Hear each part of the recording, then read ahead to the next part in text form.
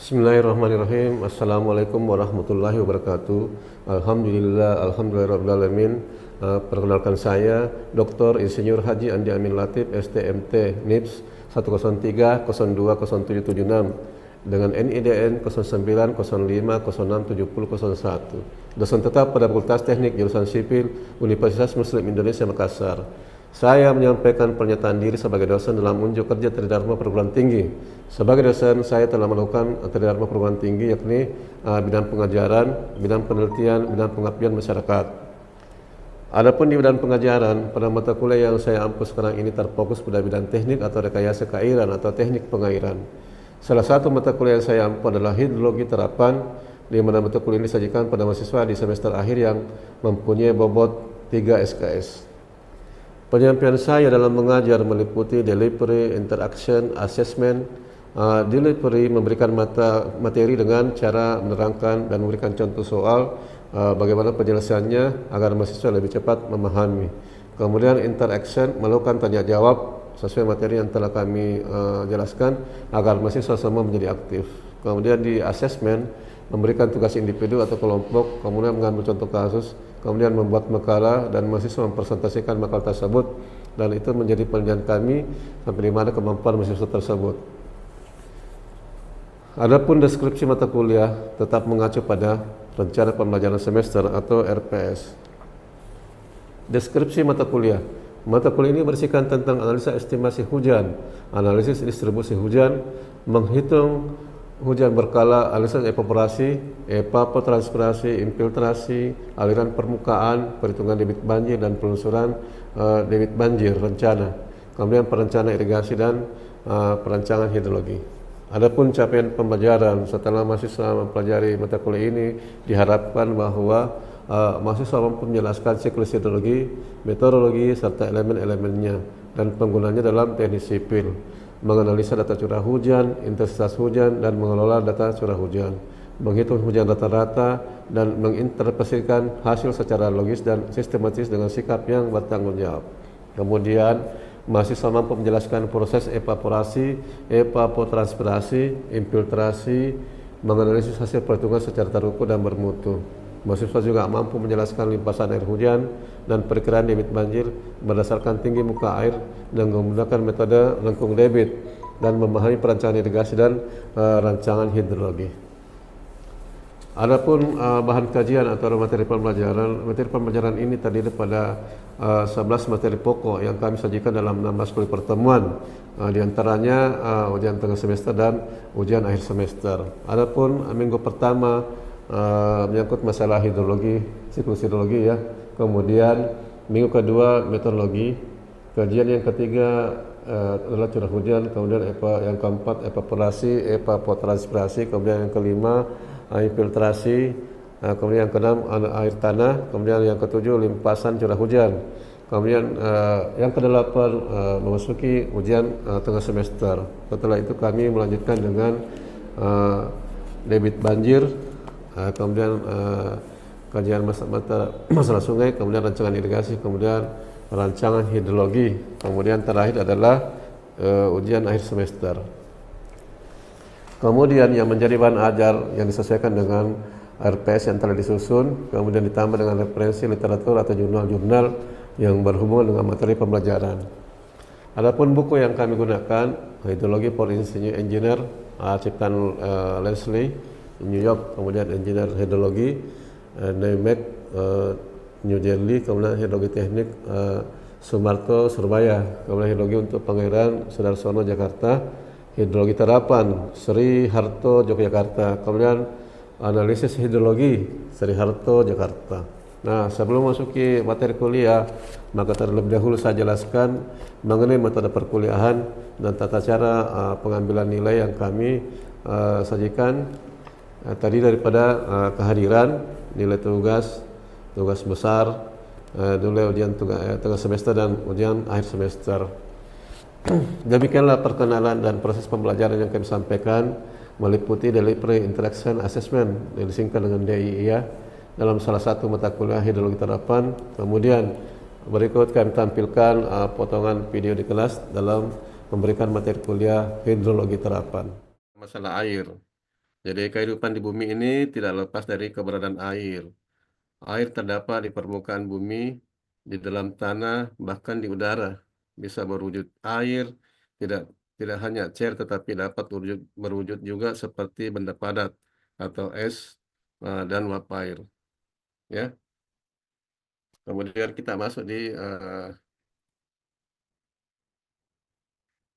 materi definisi hidrologi tadi. Jadi tadi sudah dijelaskan bahwa hidrologi itu suatu ilmu pengetahuan yang mempelajari peristiwa atau perilaku tentang sirkulasi air atau pergerakan dan distribusi air, termasuk sifat-sifat fisik, kimia, baik di atmosfer, permukaan maupun di dalam tanah, serta reaksinya dengan lingkungan dan hubungannya dengan makhluk hidup, ya, seperti itu. Kemudian hidrologi juga merupakan suatu ilmu yang tidak dapat berdiri sendiri, tetapi harus didukung oleh ilmu-ilmu lain yang yaitu seperti matematika, ilmu alam, statistik, hidrolika, dan lain-lain. Ya, jadi hidrologi itu didukung ilmu-ilmu lain. Kemudian dalam hierarki ilmu hidrologi yang merupakan dasar pengetahuan dasar atau basic science sampai dengan pengolahan sumber daya air. Jadi hidrologi itu dari dasar sampai dengan pengelolaan sumber daya air. Jadi pemanfaatannya sumber daya seperti apa nanti kita pelajari selanjutnya ya. Nah ini kalau keterkaitan dengan ilmu lainnya, Eh, termasuk ilmu tanah, eh, menyangkut masalah kelengasan tanah, keragaman infiltrasi dan sebagainya. Ada juga ilmu geologi, meteorologi, kehutanan dan berbagai disiplin ilmu lain. Jadi berbicara masalah keterkaitannya dengan hidrologi tadi, ada beberapa ilmu ya, termasuk ilmu tanah, metode kehutanan, dan berbagai disiplin lainnya. Kemudian ada pun komposisi air yang terdapat di permukaan bumi itu eh, dijelaskan bahwa sebanyak 97% air itu yang ada di bumi adalah air laut dan samudra yang rasanya asin. Sedangkan 3% dapat berwujud salju, sehingga kurang dari 1% air tawar yang ada yang dapat dimanfaatkan ya. Hanya 1% yang bisa dimanfaatkan dalam kebutuhan hidup manusia, eh, termasuk ada yang di sungai, danau dan di dalam air tanah. Kemudian siklus hidrologi. Jadi siklus hidrologi itu merupakan air di bumi tadi itu eh, kalau bergerak dari suatu tempat ke tempat yang lain dapat berbentuk eh, ke tempat yang lain dari bentuk satu ke bentuk yang lain. Jadi termasuk distribusi massa air terjadi mengikuti mekanisme yang sangat dinamik yang disebut atau siklus hidrologi. Siklus hidrologi menggambarkan mekanisme perubahan fase massa air dan dinamika aliran dari massa air yang mengalami perubahan fase tersebut. Kemudian komponen utama dari siklus hidrologi itu penguapan, kondensasi, angin, hujan, rembesan atau infiltrasi, intersepsi, perkolasi, aliran permukaan, dan tempungan. Jadi siklus hidrologi berlangsung terus-menerus. Kadangkala air tersedia banyak di suatu tempat, namun suatu tempat lain ada yang kekurangan air. Jadi itulah namanya siklus ya. Jadi berputar dari tempat lain ke tempat yang lain. Nah, inilah gambaran siklus hidrologi.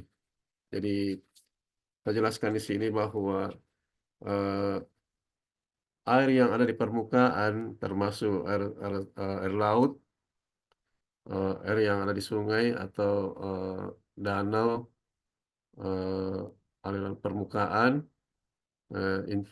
yang air yang tertinggal di pohon-pohon, kemudian menguap karena adanya eh, sinar matahari atau pemanasan, akhirnya membentuk suatu awan dan itulah yang berputar dalam kondisi tertentu turunlah dalam bentuk hujan atau presipitasi. Kemudian air hujan itu mengalir eh, ke permukaan bumi, kemudian masuk permukaan tanah, kemudian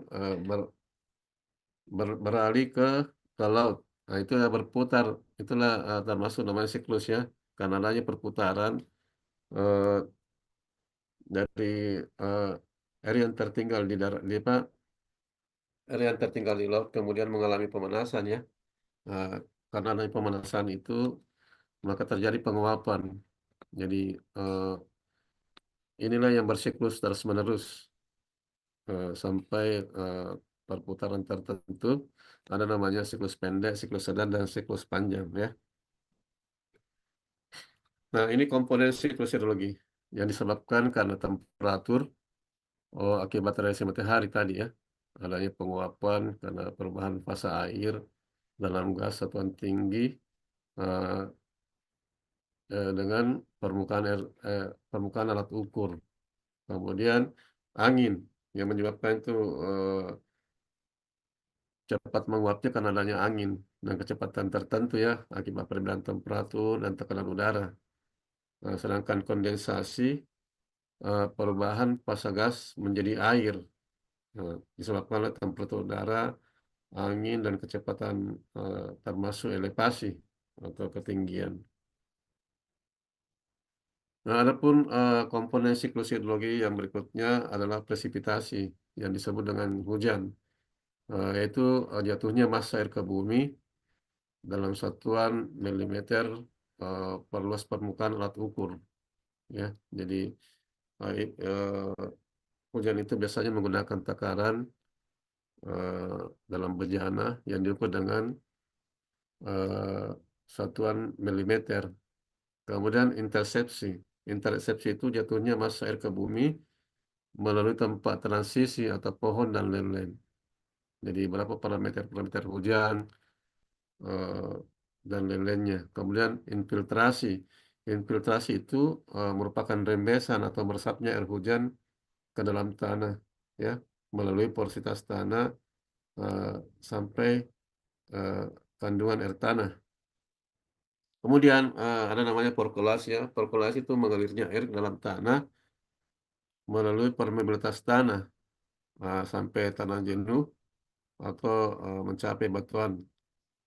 Seperti kandungan air tanah, eh, adanya beda tinggi tekanan air tanah, ya, disebabkan terjadinya perkolasi.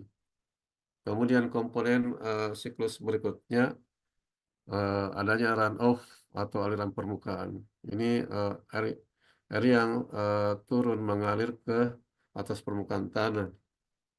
Ada yang langsung ke melalui porositas tanah, permeabilitasnya, tergantung jenis tanah ya.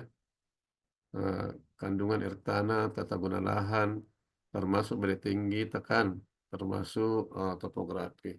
Kemudian ada tampungan. Tampungan itu tertahannya air hujan pada permukaan ataupun dalam tanah. Eh, Masuk ke permeabilitas atau poritas tanah. Kemudian daerah aliran sungai atau tampungan air dari suatu titik kontrol areal di mana hujan yang akan jatuh menjadi aliran permukaan yang melalui titik kontrol yang ditinjau. Ya, jadi itu salah satu komponen siklus hidrologi.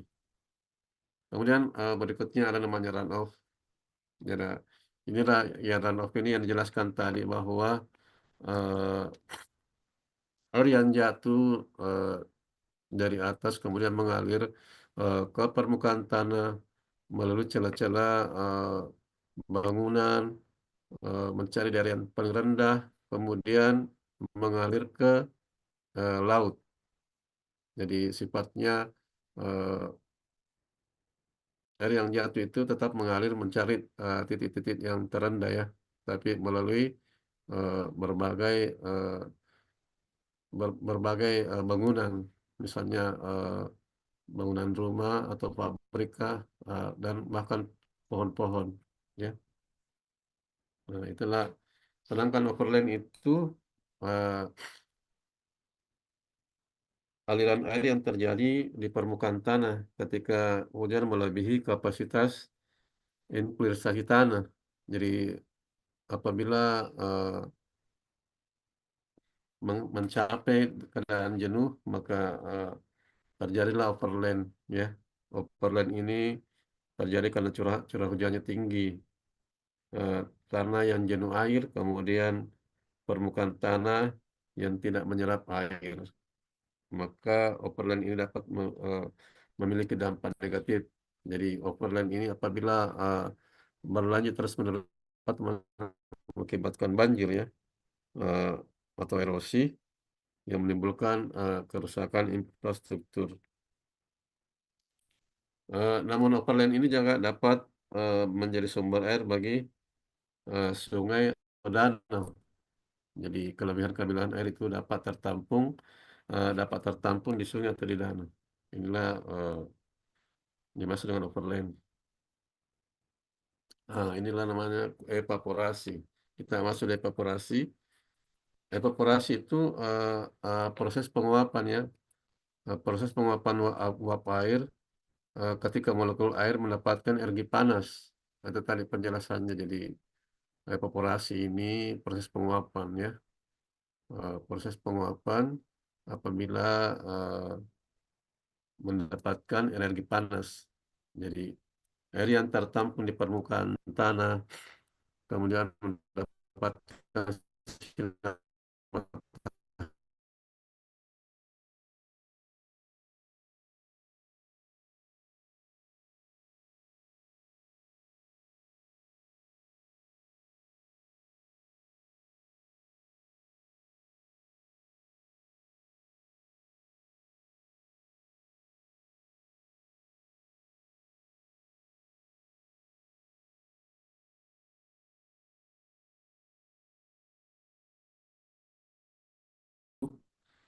gabungan antara evaporasi atau penguapan air di permukaan tanah, eh, badan air, dan transpirasi atau penguapan di tumbuh-tumbuhan atau pohon-pohon. Jadi itulah penggabungan daripada penguapan ada yang menguap eh, di sela-sela pohon atau sumber-sumber air, kemudian menguap bersama.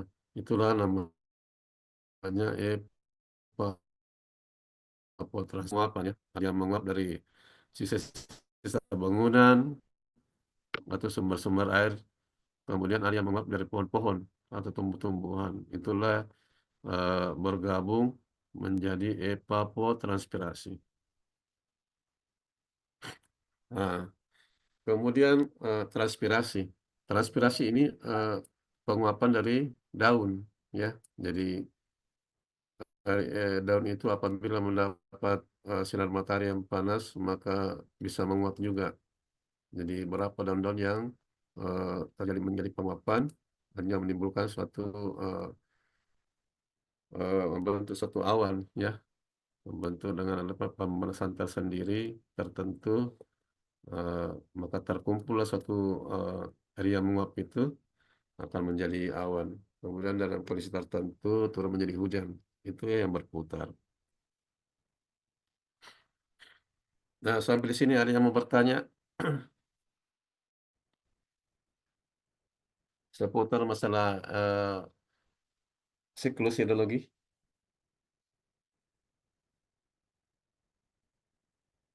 Ya,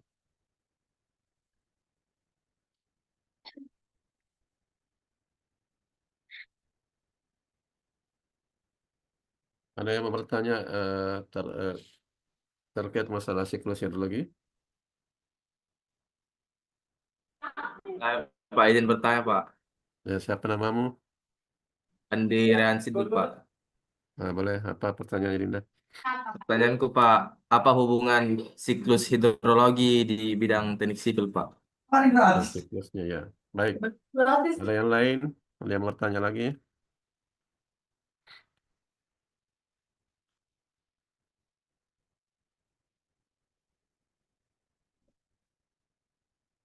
Ya.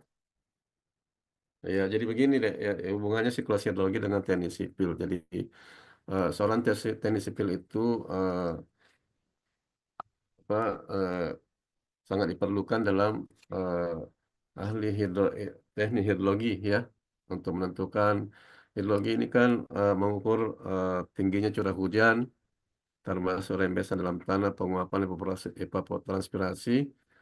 Itulah yang menjadi data awal yang bisa dijadikan sebagai patokan atau acuan untuk membangun suatu bangunan atau eh, termasuk bangunan air atau bangunan-bangunan lainnya ya. Jadi dengan adanya hidrologi, eh, maka diperlukan sekali bagi eh, seorang sarjana teknik sipil untuk mengetahui supaya eh, ada ada ada acuan, ada data yang bisa didapatkan untuk memberikan kemudahan eh, membangun suatu bangunan.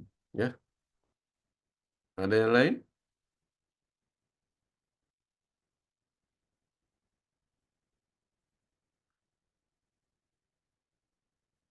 Ya. Jadi selanjutnya,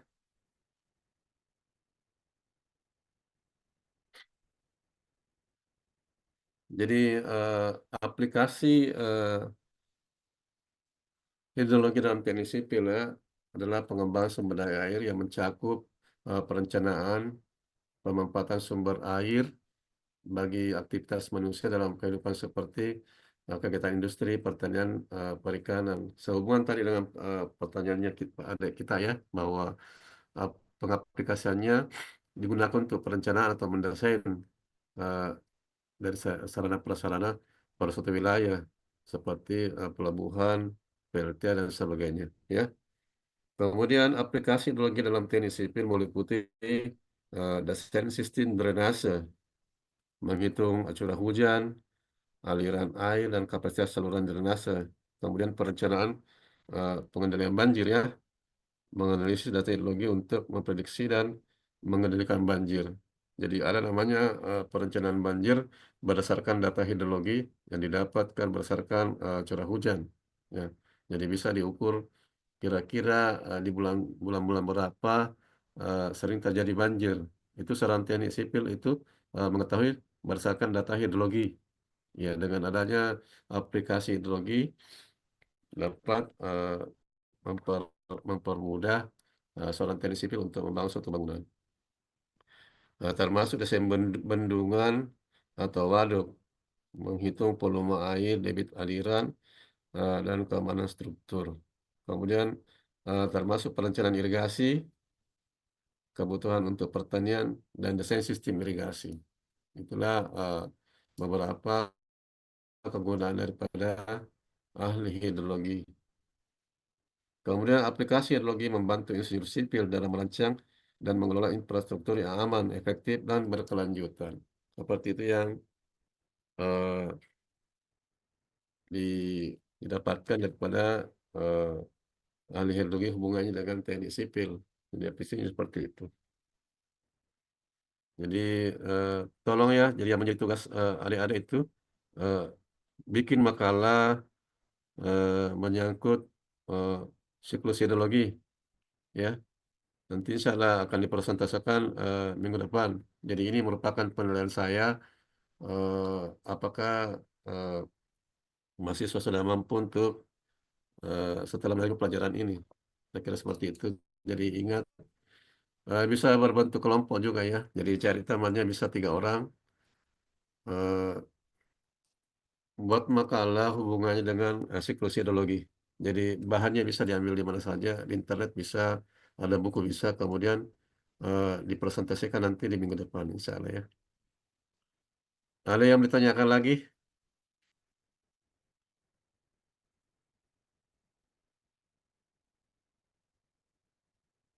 Saya kira kalau tidak ada, kita sampai di sini saja dulu ya. Insya Allah pertemuan berikutnya kita lanjutkan.